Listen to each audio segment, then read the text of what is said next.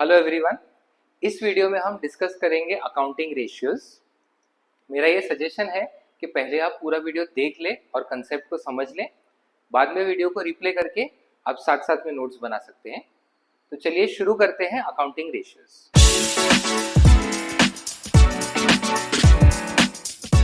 Accounting ratios समझने से पहले हम बेसिक टॉपिक समझते हैं, जो है टूल्स ऑफ फाइनेंशियल एनालिसिस। तो फाइनेंशियल एनालिसिस का मतलब होता है जो बुक्स ऑफ अकाउंट्स कंपनी ने बनाए हैं उसको हम एनालाइज करके कंपनी के परफॉर्मेंस पे कमेंट करें।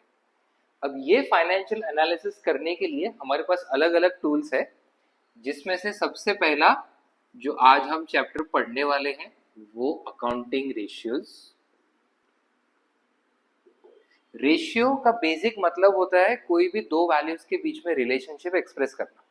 सो अकाउंटिंग रेशियोज जो है वो अकाउंट से रिलेटेड दो इंफॉर्मेशन के बीच में रिलेशनशिप एक्सप्रेस करता है। उसके अलावा ट्रेंड एनालिसिस। अब अकाउंटिंग रेशियो में हम बहुत सारी अलग अलग चीजों को रिलेट करके फाइनेंशियल एनालिसिस करते हैं। ट्रेंड एनालिसिस में बेसिकली हम कोई एक पर्टिकुलर ट्रांजैक्शन पकड़ते हैं, से फॉर एग्जांपल सेल्स या एक्सपेंस या कोई specific income, and over a period of multiple years उस पर्टिकुलर चीज में कितना चेंज हुआ है वो हम एनालाइज करते हैं ट्रेंड एनालिसिस में। तो उससे हमको एक ट्रेंड मिलता है कि ये कंपनी अपवर्ड जा रही है, सेल्स अपवर्ड जा रहा है या डाउनवर्ड जा रहा है। Next, comparative and common size statements. So comparative statements जैसे नाम ही सजेस्ट कर रहा है, ये करते हैं कंपैरिजन मल्टीपल ईयर्स का। तो एक ही कंपनी का 2 साल का हम लोग फाइनेंशियल स्टेटमेंट्स एनालाइज करेंगे और चेक करेंगे as compare to previous year, current year में कितना चेंजेस हुआ है। अब ये बहुत सिमिलर है ट्रेंड एनालिसिस से, बट कंपैरेटिव स्टेटमेंट्स में सिर्फ 2 ही साल का कंपैरिजन हो सकता है। अगर मल्टीपल ईयर्स का कंपैरिजन करना हो तो उसके लिए यूज होता है trend analysis. Then common size statements. अब कॉमन साइज स्टेटमेंट्स जो है वो फाइनेंशियल स्टेटमेंट्स में किसी एक वैल्यू को एक कॉमन बेस लेते हैं और उस वैल्यू से रिलेटेड बाकी सबको कंपेयर करते हैं। ये दोनों भी टॉपिक पे एक सेपरेट चैप्टर है, तो उसका आगे जाके हम एक सेपरेट वीडियो बनाएंगे और उसमें हम आपको एक्सप्लेन करेंगे कि क्या है ये चीज और कैसे इनको बनाया जाता है। उसके बाद नेक्स्ट है cash flow statement. So cash flow statement ये चैप्टर हमने ऑलरेडी कवर किया हुआ है प्रीवियस वीडियोस में, उसके ऊपर अपना पूरा प्लेलिस्ट है और उसके हमने क्वेश्चंस भी सॉल्व किए हैं। Cash flow statement basically analyse करता है कि बिजनेस में कितना कैश आया और कितना कैश गया, एंड उसके लिए हमने बिजनेस के अलग अलग एक्टिविटीज को 3 में क्लासिफाई किया था, और वो तीनों एक्टिविटीज ऑपरेटिंग, इन्वेस्टिंग और फाइनेंसिंग, ये तीनों एक्टिविटीज में कितना कैश का फ्लो हो रहा है, इनफ्लो आउटफ्लो, वो हम मेजर करते हैं कैश फ्लो स्टेटमेंट। नेक्स्ट है फंड्स फ्लो स्टेटमेंट। अब फंड्स फ्लो स्टेटमेंट जो है वो कैश फ्लो स्टेटमेंट से थोड़ा वाइडर कंसेप्ट है। कैश फ्लो स्टेटमेंट सिर्फ कैश का इनफ्लो एंड आउटफ्लो देखता है, उसके अलावा और भी चीजें हैं जिसका इनफ्लो आउटफ्लो रेगुलरली बिजनेस में चलता रहता है, तो वो वाइडर कंसेप्ट यहाँ पे मेजर करता है फंड्स फ्लो स्टेटमेंट में। अब 12th के सिलेबस में ट्रेंड एनालिसिस और फंड्स फ्लो स्टेटमेंट ये दोनों नहीं है, इन लोगों का सिर्फ थियरी है और इनका बस आपको मतलब समझना है। अदरवाइज मेन सिलेबस में accounting ratios, comparative common size और कैश फ्लो है। आज का अपना ये वीडियो जो है ये अकाउंटिंग रेशियोज पे है, तो अभी हम इसी को आगे डिस्कस करते हैं। अकाउंटिंग रेशियोज जैसे हमने अभी अभी डिस्कस किया, अकाउंट्स के दो अलग अलग इंफॉर्मेशन के बीच में रिलेशनशिप बताता है। अब ये अकाउंटिंग रेशियोज 4 मेन टाइप्स के हैं, जिसमें से 2 टाइप्स हम इस वीडियो में डिस्कस करेंगे और 2 टाइप्स जो है ये अगले वीडियो में आएगा। तो first type of accounting ratio है profitability ratios.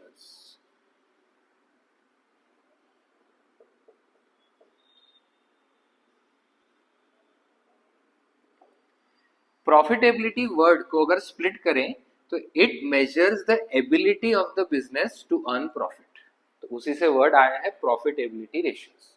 तो ये रेशियोज मेजर करते हैं कि ये बिजनेस में प्रॉफिट कमाने की कितनी एबिलिटी है। ये सारे रेशियोज जो है ये परसेंटेज फॉर्म में एक्सप्रेस होते हैं, तो ये हमको अभी आगे देखने को मिलेगा कि हर रेशियो के फॉर्मूला में इंटू 100 मल्टीप्लाई करना होता है, बिकॉज उसको परसेंटेज फॉर्म में रिप्रेजेंट करना है।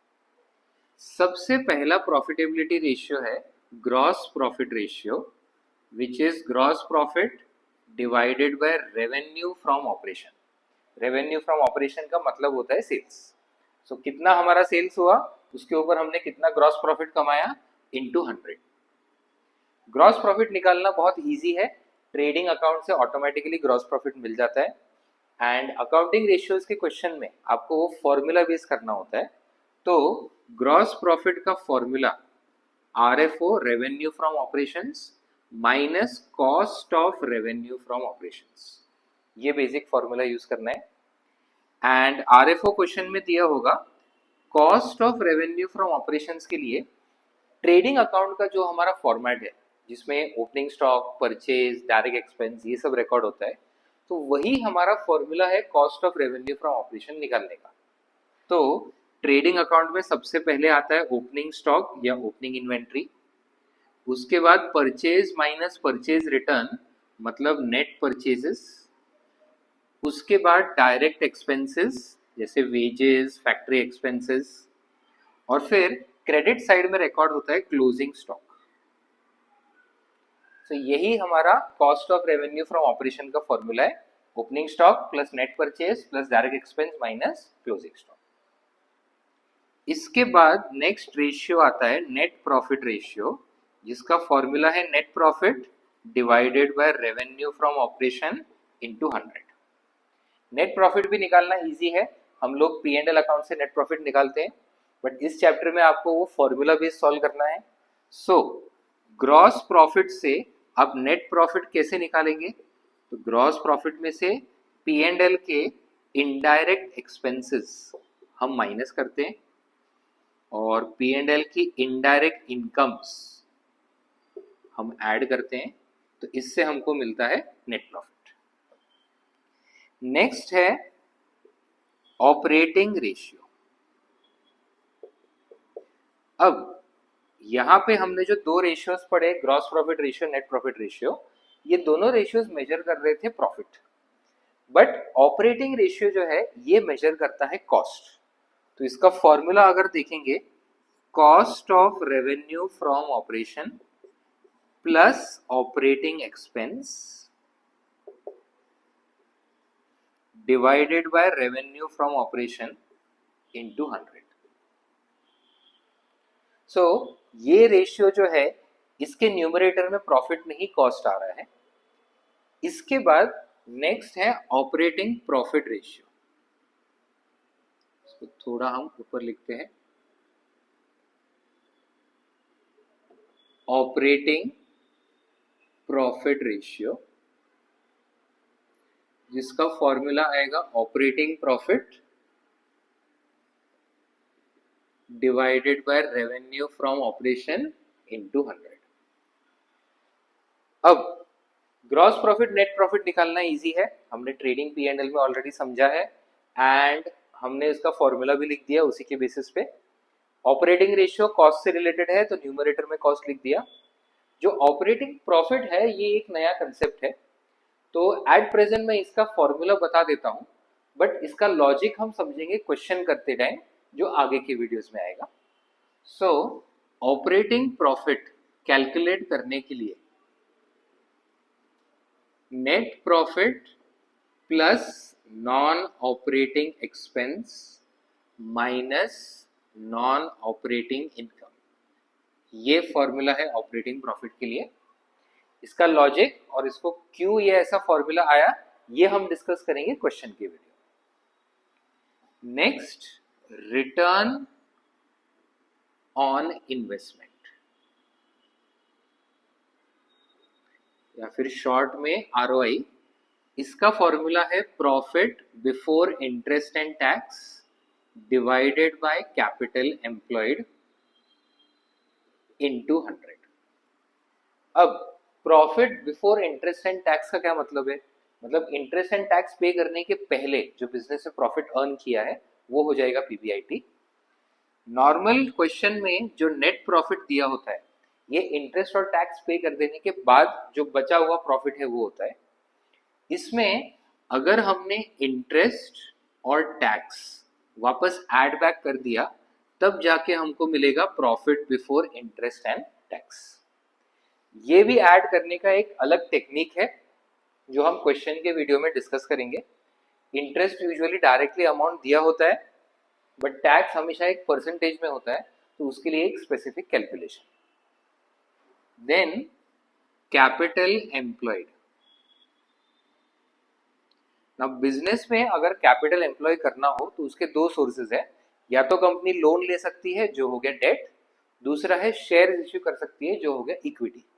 तो अकॉर्डिंगली कैपिटल एम्प्लॉयड का फॉर्मूला है इक्विटी प्लस डेट। तो ये हमारे प्रॉफिटेबिलिटी रेशियोज हुए। अब प्रॉफिटेबिलिटी रेशियोज जैसे हमने डिस्कस किया परसेंटेज में है। इन सब रेशियोज में एक आइडियल रेशियो भी होता है, मतलब ग्रॉस प्रॉफिट रेशियो कोई भी अच्छी कंपनी का कितना होना चाहिए, नेट प्रॉफिट रेशियो कितना होना चाहिए। तो अगर हम एक बेसिक सवाल पूछते हैं कि हमको बिजनेस में कितना प्रॉफिट अर्न करना है, तो जितना ज्यादा प्रॉफिट होगा उतना ही अच्छा है। अकॉर्डिंगली प्रॉफिटेबिलिटी रेशियोज में आइडियल रेशियो है कि भाई जितना ज्यादा ग्रेटर उतना बेटर। सो ये रूल अप्लाई करेगा gross profit ratio, net profit ratio, operating profit ratio and ROI पे, बिकॉज ये चार रेशियोज जो है ये प्रॉफिट मेजर करते हैं। बट जब हम बात करते हैं ऑपरेटिंग रेशियो की, ये रेशियो कॉस्ट मेजर कर रहा है। सो आइडियल रेशियो यहाँ पे कम होना चाहिए। सो कॉस्ट जितना कम होगा प्रॉफिटेबिलिटी उतनी ज्यादा बढ़ेगी। सो हर एक प्रॉफिटेबिलिटी रेशियो में कोई फिक्स आइडियल रेशियो नहीं है। जिस कंपनी का ज्यादा ग्रेटर होगा उसका परफॉर्मेंस बेटर है, सिर्फ ऑपरेटिंग रेशियो छोड़ के जो लेसर होना चाहिए। अब ये फर्स्ट टाइप ऑफ रेशियोज हो गए profitability ratios. Second type of ratios जो है वो है लिक्विडिटी रेशियोज। पहले लिक्विडिटी का मतलब समझते हैं। लिक्विडिटी का मतलब है बिजनेस में हमारे पास डे टू डे कितना कैश अवेलेबल है हमारे डे टू डे एक्सपेंसेस पे करने के लिए। बिजनेस में अगर लिक्विडिटी ज्यादा है तो वो अच्छा सिचुएशन नहीं है, बिकॉज इतना सारा बिजनेस में कैश रख के कुछ फायदा नहीं है, हम उसको इन्वेस्ट करके उस पर रिटर्न्स अर्न कर सकते हैं। इन द सेम वे अगर लिक्विडिटी कम हो तो हमारे एक्सपेंसेस पे करने के लिए हमारे पास सफिशिएंट कैश नहीं है, उस सिचुएशन में हमारी लायबिलिटीज जो है वो टाइम पे नहीं होगी। सो लिक्विडिटी आइडियल न ज्यादा न कम, बीच में है, तो वो हम लिक्विडिटी रेशियोज में देखेंगे आइडियल रेशियो कितना होना चाहिए। तो अंडर लिक्विडिटी सबसे पहला है करंट रेशियो। करंट रेशियो का फॉर्मूला है current asset divided by current liability, और आइडियल करंट रेशियो है 2:1। अब यहाँ पे प्रॉफिटेबिलिटी में हमने डिस्कस किया सब कुछ परसेंटेज में होता है, बिकॉज हर रेशियो के आगे इंटू 100 है। जो लिक्विडिटी रेशियोज है ये प्योर रेशियो फॉर्म में एक्सप्रेस होते हैं। प्योर रेशियो फॉर्म का मतलब होता है 2:1, 5:6, 7:8, तो ये सब प्योर रेशियो फॉर्म्स है। और जब हम बोलते हैं कि आइडियल करंट रेशियो 2:1 है, उसका मतलब है हर 1 रुपी करंट लायबिलिटी के लिए हमारे पास 2 रुपीज के करंट एसेट्स अवेलेबल होने चाहिए। अगर इतना है हमारे पास तो हमारे रेगुलरली लायबिलिटीज पे होते रहेंगे। अगर इससे कम है दैट मीन्स लायबिलिटीज को पे करने के लिए हमारे पास सफिशिएंट एसेट्स नहीं है, और अगर इससे ज्यादा है तो इतना ज्यादा करंट एसेट्स रख के बिजनेस में फायदा नहीं है, उसको इन्वेस्ट करके बिजनेस ज्यादा रिटर्न्स कमा सकती है। दूसरा लिक्विडिटी रेशियो है लिक्विड रेशियो। अब ये रेशियो के 3 नाम है, एसिड टेस्ट रेशियो और क्विक रेशियो। तो ये तीनों का मतलब एक ही है और इसका फॉर्मूला है लिक्विड एसेट्स या फिर जिसको बोलेंगे quick assets divided by current liability. Liquid ratio जो आइडियल है वो 1:1 है, मतलब जितने अपने करंट लायबिलिटीज है अपने लिक्विड या क्विक एसेट्स उतने ही होने चाहिए। अब करंट रेशियो के लिए current asset current liability identify करना इजी है, बट लिक्विड एसेट्स या क्विक एसेट्स ये कंसेप्ट हम पहली बार देख रहे हैं। तो लिक्विड एसेट या क्विक एसेट कैसे निकालेंगे? तो करंट एसेट में से दो चीजें, एक है स्टॉक और दूसरा है प्रीपेड एक्सपेंस। ये दोनों जब हटा देते हैं तो जो बचेगा वो हमारा लिक्विड एसेट या क्विक एसेट हो जाएगा। स्टॉक जब लेते हैं तो ट्रेडिंग अकाउंट में ओपनिंग स्टॉक क्लोजिंग स्टॉक दोनों होता है, तो यहाँ पे क्लोजिंग स्टॉक लेना है because basically liquidity ratios balance sheet के बेसिस पे कैलकुलेट होते हैं और बैलेंस शीट में क्लोजिंग स्टॉक ही रिकॉर्ड होता है। सो लिक्विड एसेट्स या क्विक एसेट्स निकालने के लिए करंट एसेट में से क्लोजिंग स्टॉक और प्रीपेड एक्सपेंस माइनस करना है। सो ये हमारे फॉर्मूले हुए प्रॉफिटेबिलिटी और लिक्विडिटी रेशियोज के। आगे के दो टाइप के रेशियोज हम लोग नेक्स्ट वीडियो में डिस्कस करेंगे। अकाउंट्स के अलग अलग टॉपिक से रिलेटेड ऐसे वीडियोस हम लाते रहेंगे, तो चैनल को फॉलो करें और हर अपडेट के साथ जुड़े रहें। मिलते हैं अगले वीडियो में, तब तक पढ़ते रहें।